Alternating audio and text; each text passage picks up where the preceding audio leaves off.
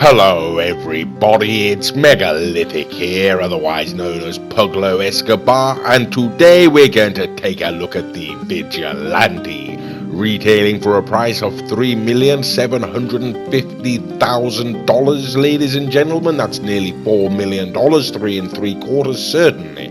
And we're going to, it's obviously a Batmobile as well, isn't it? Quite plainly.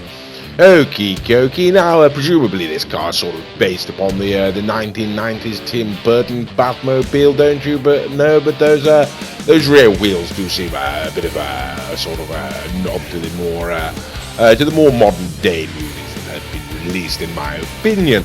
Okie dokie. Well, that's sort of by the by. Whoops, a daisy's right here. Okie dokie. Right, taking it off straight away, haven't I? Okay, so what's the initial review of this vehicle, ladies and gentlemen? Well, as you can see, it is incredibly long. And whoops, it is. Okay, well, that's my good friend Mr. Raccoon there, you know. Got him, brought himself a Vigilante too, and that's exactly the sort of shenanigans we're getting up to this evening. As you can see, we've decided to come out at night, which is quite unusual for these review videos, and that's because this is the Dark Knight's vehicle, as they say, so it seems quite right that we should be out during the evening time. Okay, now we haven't got any grenades, so we're just gonna we can't fire any rockets yet. We haven't got those equipped. We will have later, so we're just gonna set off and have a little race down this straight. Okay, and here we go.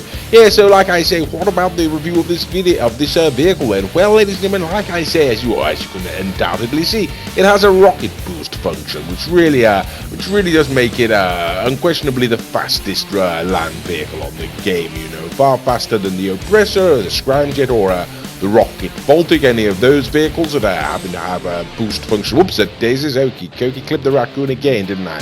Yes, like I say, fastest vehicle on the game. Now, unfortunately, it is a very long vehicle, as you can see there, ladies and gentlemen. And as you can see, I'm having terrible difficulty driving it. The length of the vehicle does make the turning circle extremely wide, ladies and gentlemen.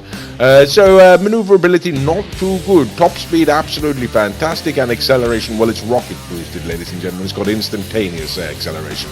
However, it cannot be modified in the custom auto shop. One needs to modify it in either the Avenger or the MOC, and that's exactly what we're going to do right now. Now, as you can see, I've just equipped the missiles there. Unfortunately, missed how much they cost, but if you run that back, you'll be able to see. For some reason, I'm on the tire smoke there, and that's really rather irrelevant, isn't it? But like I say, this vehicle is weaponized, ladies and gentlemen. It has to be modified in the MOC or the Avenger. You cannot take it into your custom auto shop, and that is always worth bearing in mind if you're not in possession of either of those particular vehicles, I should say.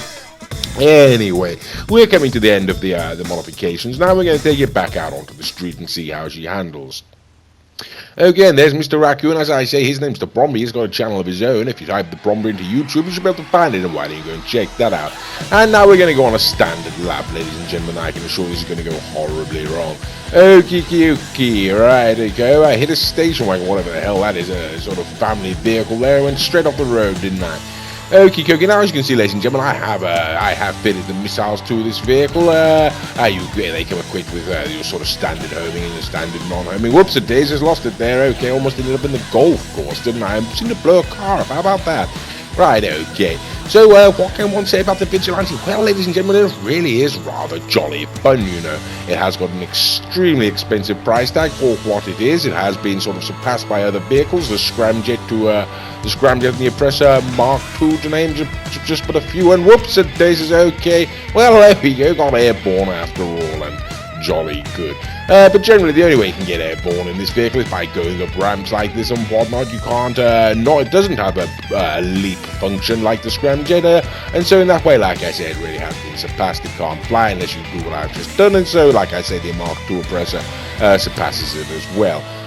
Both of those vehicles, however, are well, the Scramjet's in a similar sort of price range, and I would say probably a better vehicle, to be quite frank with you. And the Oppressor Mark II, as good as it is, you do need to buy a nightclub and a terabyte, but also easily be the most practical vehicle on the game, without a question of a doubt.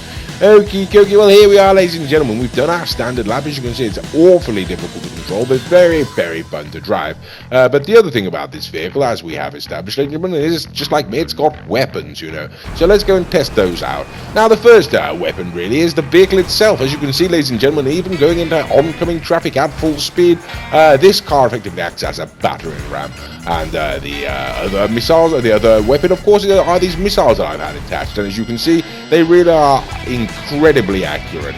Okie dokie, and you're also able to hit not just things on the ground, but you can, whenever you position yourself correctly, you're able to target vehicles in the air as well as this forth, but it can be rather tricky. Okay, now like I say, this vehicle, the Vigilante, ladies and gentlemen, is the fastest vehicle on GTA Online on the ground, and we're about to prove that right now. That is the scramjet that I've just gone soaring past, and that's the last we're going to see of it, or at least the last we're going to see it in front of me. There we go, coming along behind me now, and if we take a quick look behind, there he is. Okie dokie. Do like the scramjet, probably the funnest vehicle in the game, the most entertaining, but the Vigilante is quicker, as you can see. Okie dokie, and there we go. Now we're going up against the Oppressor Mark II, ladies and gentlemen, another boost vehicle, and once again we're going soaring past it. Okay, now, and here we go. Now, the reason for that, ladies and gentlemen, whoops, Days is taking a shockingly bad corner there, and like I said, the turning circle on this vehicle, because of the length of that body, really is absolutely appalling, you know? Okie dokie, well, never mind, we're going to cross the line. Now, one of the other, perhaps the second fastest land vehicle is the Oppressor Mark II, ladies and or the Oppressor Mark I, I should say, ladies and gentlemen. It does have a very good boost function, but as you can see, ladies and gentlemen, it's not going to be able to catch. Oh, I spoke too soon there, didn't I? How about that? It did catch the Vigilante, but the Vigilante is going to come soaring past it, and the reason for that, ladies and gentlemen, quite simply is the cooldown timer for the Vigilante boost is a lot shorter than any other vehicle, hence it goes faster. Okay, so here we go, ladies and gentlemen, the Vigilante. Should you purchase it? No, not really, to be quite frank, unless you've got a lot of money to waste. Anyway, a bloody hell, sodding raccoon. Well, anyway, I do hope you've enjoyed this video, ladies and gentlemen. Thank you for watching.